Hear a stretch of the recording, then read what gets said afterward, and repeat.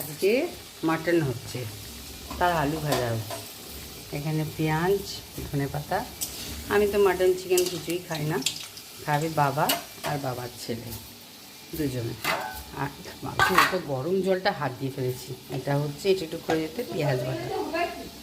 আর এইখানে রয়েছে মাটনটা, একটু ম্যারিনেট করে রেখে দিয়েছি। কি পড়লো এখানে মশলাপাতি, বেশি মশলাপাতি দেবো না, কেন ওরা খুব বেশি মশলাপাতি রিচ খায় না, হালকা করেই করছি। আর আমাদের সব রান্না হয়ে গেছে, আমার জন্য সব নিরামিষ। আমি তো মাংস টাংস খাই না। আমার জন্য হয়েছে চাটনি, আমার জন্য না সবার জন্যই হয়েছে চাটনি। এটা হচ্ছে উচ্ছে ভাজা, এখানে হয়েছে পেঁয়াজি পোস্ত, আর এখানে হয়েছে একটা সবজি দিয়ে হালকা পাতলা ঝোল। এটা আমার ভীষণ ভালো লাগে ঝোলটা। আর এই যে হাঁড়ি, ভাতের হাঁড়ি, এটা হয়েছে ভাত। তেল সব হয়ে গেছে রান্না, এবার শুধু মটনটা করলে হয়ে যাবে। কোথায় করছি হয়ে যায়।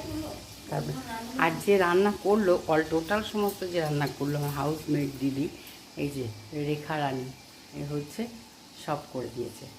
মশলা বাটা কাটা, ওই আদার্স রান্না সব করে ও এখন বাড়ি যাবে, আর আমি এটা এখন করবো। ঠিক আছে, টাটা।